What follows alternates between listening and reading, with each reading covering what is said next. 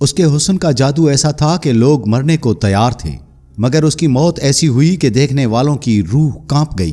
جب لوگ اسے دفنانے پہنچے تو وہاں لاش نہیں بلکہ صرف ہڈیاں بچی تھیں۔ کیا آپ جانتے ہیں کہ ان آوارہ کتوں نے حسین ملکہ کا وہ حال کیوں کیا؟ ایک ایسی ملکہ جس نے خدا کو للکارا اور سونے کے بت کو اپنا رب بنا لیا۔ اس نے سوچا تھا کہ وہ اپنے حسن سے موت کو بھی شکست دے دے گی، لیکن پھر آسمان سے آگ اتری اور 3 سال کے قحط نے اس کی سلطنت کو قبرستان بنا دیا۔ یہ کہانی ہے ملکہ ایزابیل کے عروج اور انتہائی دردناک زوال کی۔ ملکہ ایزابیل اور حضرت الیاس علیہ السلام، حسن، غرور اور زوال کی داستان۔ اگر ایک بار بھی اس کی جھلک مل جائے تو مرنے پر بھی کوئی افسوس نہیں ہوگا۔ کیا مجھ سے زیادہ حسین اس دنیا میں کوئی اور ہے؟ میری خوبصورتی کے سامنے کوئی ٹک سکتا ہے؟ میں وہ ہوں جو صرف خواب میں آ سکتی ہوں، حقیقت میں نہیں۔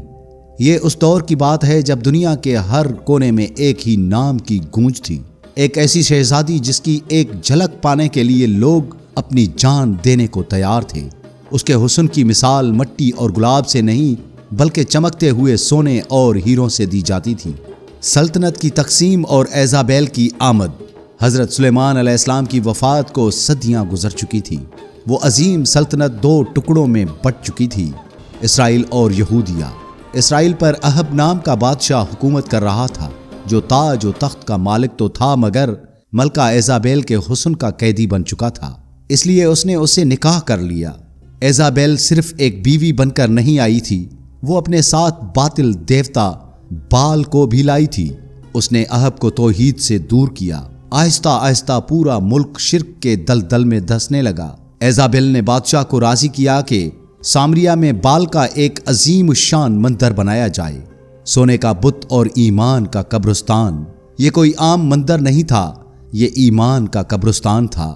شہر کے بیچوں بیچ 20 گز کا سونے کا بت کھڑا کیا گیا۔ دیکھو اس بت کو، یہ خوشحالی لاتا ہے۔ جو اس کے آگے سر جھکائے گا وہ اسرائیل کا مالک ہوگا۔ لوگ کہنے لگے، ملکہ صحیح کہتی ہے، ہم نے پرانے خدا سے صرف قوانین اور سزائیں سنی، اس بال نے تو ہماری جھولیاں بھر دی ہیں۔ اس بت کے 4 چہرے تھے جو ہر طرف نظر رکھتے تھے۔ 400 خادم اس کی خدمت میں مامور تھے اور شہر کا نام بال بک پڑ گیا۔ لوگ اللہ کو بھول کر سونے کی چمک کے پیچھے بھاگنے لگے۔ حضرت الیاس علیہ السلام کی پکار۔ جب گناہ کی سیاہی گہری ہو گئی تو اللہ نے حضرت الیاس علیہ السلام کو بھیجا۔ آپ نے جب یہ شیطانی تماشا دیکھا تو آپ کا دل تڑپ اٹھا۔ آپ نے پکارا، تم لوگ اپنی راہ سے بھٹک گئے ہو، اللہ کی نشانیاں دیکھو اور سمجھو۔ اللہ کو چھوڑ کر بت کو مت پکارو، اپنے رب کی طرف لوٹ آؤ۔ مگر لوگ مذاق اڑانے لگے کہ ایک اور پرانا فقیر آ گیا ہے ہمیں نصیحت کرنے۔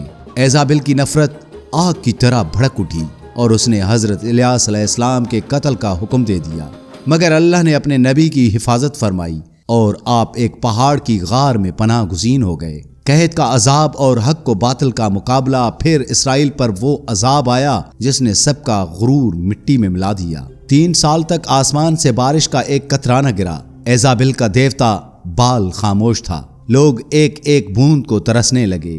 آخرکار بادشاہ کو سمجھ آ گئی کہ یہ سب حضرت الیاس علیہ السلام کی ناراضگی کی وجہ سے ہے۔ بادشاہ نے آپ کو ڈھونڈ نکالا۔ حضرت الیاس علیہ السلام نے ایک تجویز رکھی، ایک طرف بال کے 450 پجاری اور ایک طرف میں، ہم دونوں قربانی پیش کریں گے۔ جس کی قربانی آسمان سے آئی آگ جلائے گی وہی سچا خدا ہوگا۔ پجاری سارا دن چلاتے رہے، اپنے جسموں کو زخمی کیا، مگر بت کا کوئی جواب نہ آیا۔ شام کے وقت حضرت الیاس علیہ السلام نے اپنی قربانی کے گرد پانی ڈلوایا اور رب کو پکارا، یا اللہ، آج دکھا دے کہ اسرائیل کا خدا صرف تو ہی ہے۔ فوراً آسمان سے آگ اتری اور آپ کی قربانی کو قبول کر لیا گیا۔ لوگ پکار اٹھے، اللہ ہی رب ہے، اللہ ہی سچا معبود ہے۔ حق واضح ہو چکا تھا، مگر ملکہ ایزابیل کا دل اب بھی پتھر تھا۔ اس نے توبہ کرنے کے بجائے بدلے کی قسم کھائی۔ قوم دوبارہ گناہوں میں غرق ہو گئی۔ تب اللہ کا حتمی فیصلہ آیا۔ وحشی قبائل نے اسرائیل پر حملہ کر دیا۔ شہر کی دیواریں ٹوٹ گئیں اور محل کو آگ لگا دی گئی۔ بادشاہ اہب مارا گیا۔ موت کو سامنے دیکھ کر بھی ایزابیل نے تکبر نہ چھوڑا۔ اس نے بناؤ سنگار کیا اور کھڑکی پر بیٹھ گئی تاکہ کمانڈر پر اپنا جادو چلا سکے۔ مگر اس کے اپنے ہی خادموں نے اسے کھڑکی سے نیچے پھینک دیا۔ جب لوگ اسے دفنانے آئے تو وہاں کچھ نہیں بچا تھا۔ جنگلی کتوں نے اس کی لاش کو نوچ نوچ کر کھا لیا تھا۔ صرف اس کی کھوپڑی اور ہتھیلیاں باقی تھیں تاکہ دنیا دیکھے کہ تکبر کا انجام کیا ہوتا ہے۔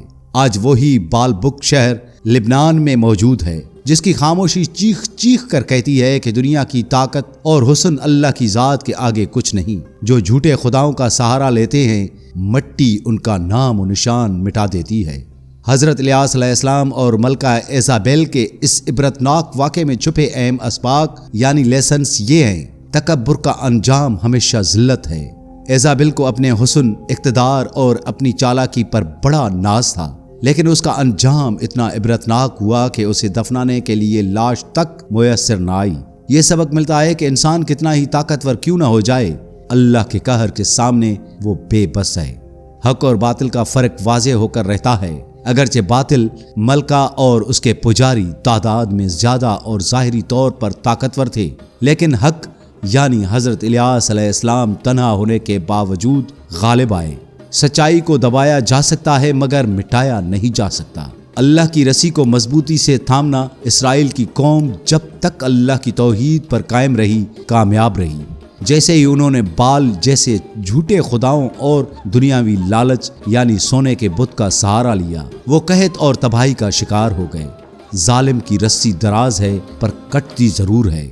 اللہ تعالیٰ ظالم کو مہلت دیتا ہے تاکہ وہ توبہ کر لے، جیسے بارش کے ذریعے انہیں موقع دیا گیا، لیکن جب ظلم حد سے بڑھ گیا اور انسان توبہ کے بجائے ضد پر اڑ جائے تو پھر اللہ کا عذاب اسے نشان عبرت بنا دیتا ہے۔